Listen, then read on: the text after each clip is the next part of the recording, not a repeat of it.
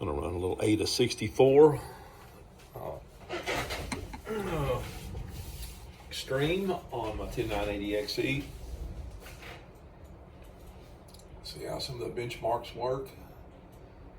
Now it takes a little while on the copy, which they all do, but anyway, we'll do the read over. This was part 3 of the overclocking woes in the 10980XE with 128 gigabytes of DDR4 running at 3600. So there we are right here. That's right at the second spot there on that one. Let's see what right is. And we'll go through here. Let me show you what my memory's running at. This is what I had showed earlier.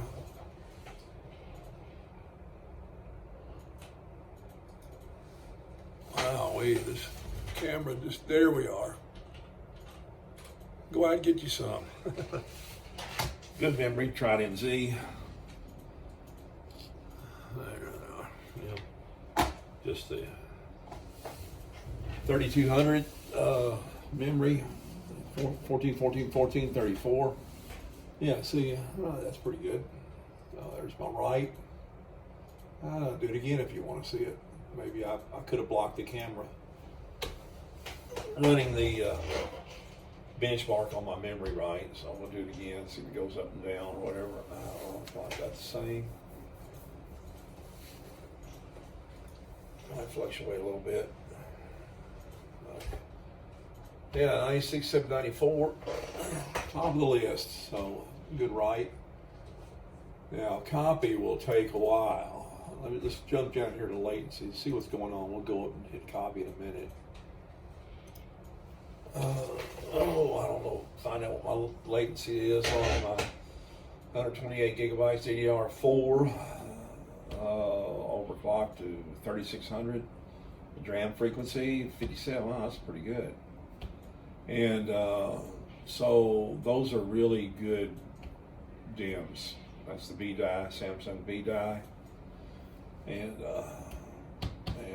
so, you know, you can run the Typhoon. Here shows the BB die, and it is B die. I already knew about it a long time ago. So there's my run there. This will take a real long time. You want to see that? Let's jump down here. Let's see what my CPU queen, all that. But we'll just we'll see what the copy is on it here in a minute. Finish it up with that. But everything is pretty much in looks like first and second place. Copy, I think, I don't know what it is. Maybe it's second place. I don't know. You know, it's up there pretty good. But yeah, I don't know what CPU photo works. I forgot. It's it's the top score. Runs pretty good on the Prime, Asus Prime X299 Edition 30. There's my settings over there. 3600, 1636. On the timings, 200 nanosecond. Rule of thumb on this B die. Most all of them will run at that. A good Samsung B die or will run at 200 nanoseconds, which I got my tRFCs. Let's see, you can see it right here.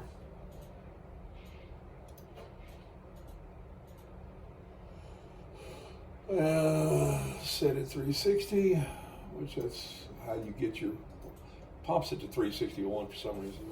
Anyway, there it is right there. And command rate 2T. This is cycles, and your 200 nanoseconds. So there's a chart you can see there, whether actually there's a valuation you can use your equation to get you 360 clock cycles. So there we have it right there. 3600 memory quad channel. See my I've got my encore frequency at auto boost, and it goes all the way to 3200. And there it is. Yeah, everything's working nicely. See, I'm keeping everything cool this way. So some people just slam in 1.237, 1.27, 1.3, and you know, I guess I like my stuff to last. And let's see what copy will do. I think this copy just takes so long. I think it may be, I don't know, second or third spot, something like that. It does pretty good. Same way with ray trace. It's sometimes first, sometimes second. Always seems to be on the ray trace. But I do have a problem with one of my EVGA hybrid 10. I've got 1080 Ti. I'm way behind on my graphics cards. Everybody's running 3080s. I'm in the 10 series, 1080s. 1080 Ti. I got those are running. Yeah, that's right. It's like second there, so that's about right on this. Especially when you're running that much memory, but it's also going up against some latencies. 1331 for the Xeon 20 core. Oh, that's pretty good. So anyway, but I got an overclock, so that's working all right. So it took a little while to do that. So there we have it. All this and this. What's my latency? I forgot. Sometimes it hits second spot. Sometimes it's 570. And I could probably adjust the tRFC. TRF cycles. I could probably bring it a little bit and then probably get first up here in the 50 something. So I know, I think Bill Zoid was having a problem getting these low settings. He was just throwing a gob of voltage to like 1 point, I don't know, gazillion. I don't know. But anyway, he was overclocking the same memory. His was G-Skill. I've got the same thing over there in my other build. They were 18 gigabytes per stick, 14, 34, 3200 megahertz, and it was rib jaws. And so, but he probably needs, I don't know what he's got his tRFCs set at, but that's the way mine is, and that's pretty good. 128 gigabytes, that's pretty good. That's really good running at that. And now if I I have my turbo on this thing, it'll ramp up and ramp down. So if I turn it off, or if I go in there and disable the speed step, then this will go 4,400 and something like that. But I don't want it just running wide open all the time, keeping a constant 1.2, 8 volt, 2.7. I mean 1.27 volts to the highest core. Just so there's 43, 49. Sometimes the 43's 92. It kind of moves around a little bit. So last time I just did it earlier, right before the last boot, it was 4378. So I had to go from here to 4400, which is fine. And I take off I go through the BIOS and disable my speed step, I get 4500. I think that's what it popped up one time. But also, if you set, another thing you could do is have your frequency set at your uncore frequency locked in at 3200, and I have mine where it idle when it comes down. So there's where you lose a little bit of your your benchmark, and that's just all that is just disabling the speed step, and then also put your cache frequency or your uncore and put it at manual. Well, actually, I don't have to put it in manual. It'd be fine. Put it at the minimum at 3200 megahertz and the maximum 3200 megahertz. I think Lumi, he does his at 33. You can, but it really runs really warm. I don't have the best bin CPU, I can tell already.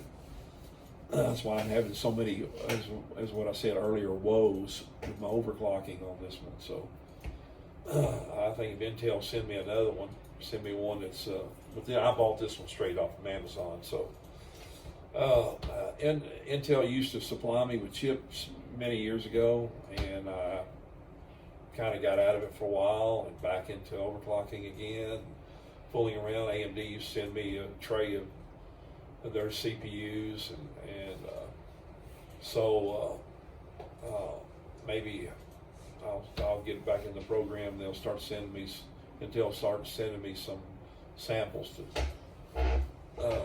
try out. But this 10980XE I got here, I can already tell it's, you know, it's not the best. I don't think it's the best bin. But then again, I've had people say running 128 gigabytes at that speed with those timings and at the lower voltage, maybe I do have a good bin one. But you know,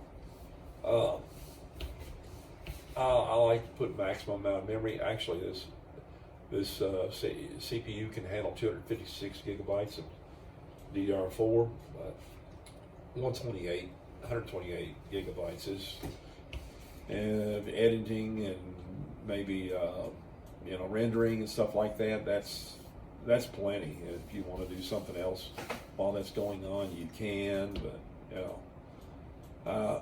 I'm an enthusiast build, so that's what I do, and that's who I am.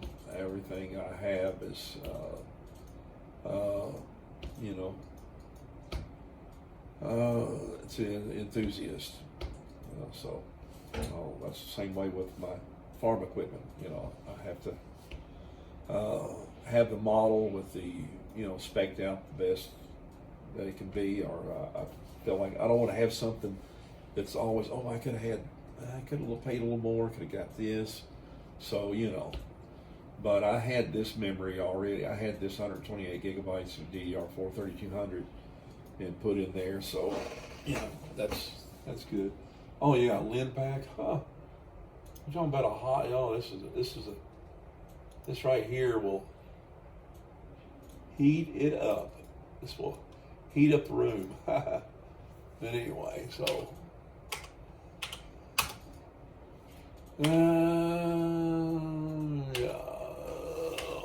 Oh, I don't know why I did that. Oh well, I should have pulled up my. I should have let it run my, well, it shows right there, 4.552 gigahertz CPU frequency. I'll let you look at some good warm temperatures. About, I think, my lowest core is about 71, I think, and then my highest is 101.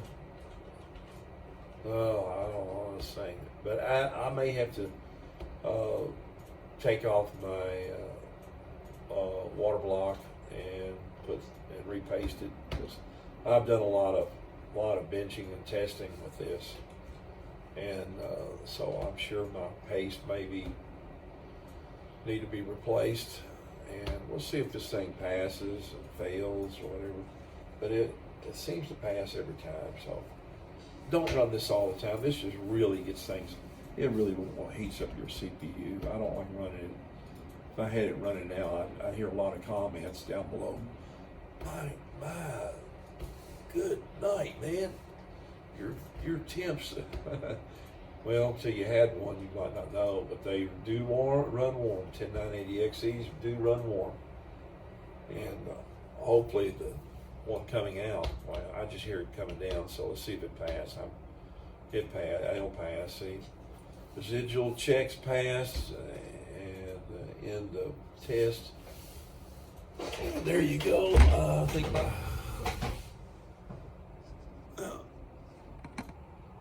there we are. Whoops. I don't know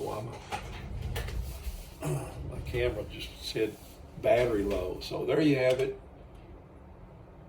Get out of there, and hope it recorded well on 10980XE. And this will be the third part.